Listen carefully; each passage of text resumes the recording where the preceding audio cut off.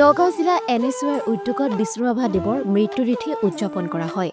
উক্ত অনুষ্ঠানত থাকে নগাঁও লোকসভা সমষ্টিৰ সাংসদ প্ৰদ্যুৎ বৰদলৈ, নগাঁও সাহিত্য সভাৰ সহ-সাধাৰণ সম্পাদক প্ৰিয়াংকু শৰ্মা, নাগৰিক সভাৰ সাধাৰণ সম্পাদক বিৰিঞ্চি কুমাৰ বৰা, চিত্ৰশিল্পী সুজিত দাসৰ লগতে কংগ্ৰেছৰ বিষয়ববীয়া আৰু ৰাইজ।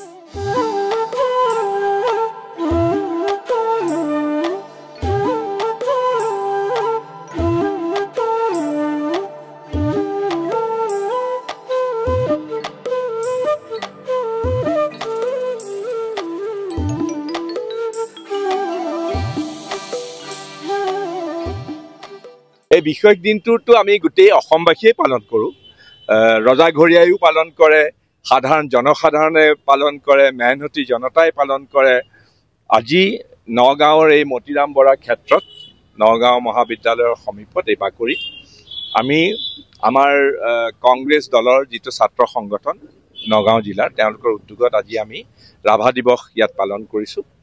তাৎপৰ্য এইকাৰণেই যে ৰাভাদেৱে তেওঁ সৈনিক শিল্পী আছিলে, এফালে সুকুমল কলা সংস্কৃতি এইবিলাকৰ তেওঁ চৰ্চা কৰিছিলে, আনফালেদি সমাজত যেতিয়া অন্যায় দেখে, যেতিয়া বৈষম্য দেখে, যেতিয়া বিভাজন দেখে, যেতিয়া ধৰ্মৰ ৰাজনীতিৰ তেতিয়াও আছিলে নহয় স্বাধীনতা সংগ্ৰামৰ সেইখিনি সময়তো এফালে RSS এফালে মুছলিম লীগে যেতিয়া ধৰ্মৰ ভিত্তিত আমাৰ দেশখন বিভাজন কৰিবৰ কাৰণে তেওঁলোকে চেষ্টা কৰিছিলে, এফালে RSS এফালে মুছলিম লীগ, তেতিয়াও কিন্তু ৰাভা ডাঙৰীয়া গৰজি উঠিছিলে আৰু দেশখন স্বাধীন হ'ল। কিন্তু ৰাভাদেৱে গৰজি উঠি কৈছিলে যে যেতিয়ালৈকে এই বিভাজন, যেতিয়ালৈকে উচ্চ বৰ্ণ নিম্ন বৰ্ণ ভাষা জাতি এইবিলাকৰ ওপৰত ভিত্তি কৰি ধৰ্মৰ ওপৰত ভিত্তি কৰি যেতিয়া মানুহৰ মাজত মানুহক ভাগ ভাগ কৰি সাধাৰণ খাতি খোৱা সাধাৰণ মানুহক যেতিয়া আৰু দুৰ্বল কৰাৰ, এই যে মানুহক দুৰ্বল কৰাৰহে ৰাজনীতিটো বিভাজন কৰি পেলাই, গতিকে এই ৰাজনীতিৰ বিৰুদ্ধে তেওঁ মাত মাতিছিলে।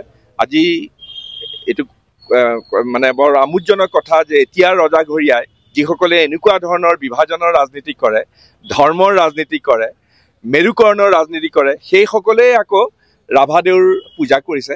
আমি আশা কৰোঁ তেওঁলোকৰ সুমতি হওক, ৰাভাদেউৰ যিটো আদৰ্শ, ৰাভাদেৱে যাৰ কাৰণে সংগ্ৰাম কৰিছিলে সেইবিলাক কথা যাতে তেওঁলোকে বুজি পায় আৰু বুজি পাই পেলাই ৰাভাদেউৰ সেই অসম্পূৰ্ণ যাত্ৰাত সম্পূৰ্ণ কৰাত তেওঁলোকে যাতে সাম্যবাদী চিন্তাৰে সৈতে মানুহক সকলোকে একেলগে লগত লৈ কাম কৰাৰ কথা যাতে ৰাভাদেউৰ আদৰ্শৰ পৰা শিকে, সেয়াই আমাৰ তেওঁলোকৰ প্ৰতি আহ্বান।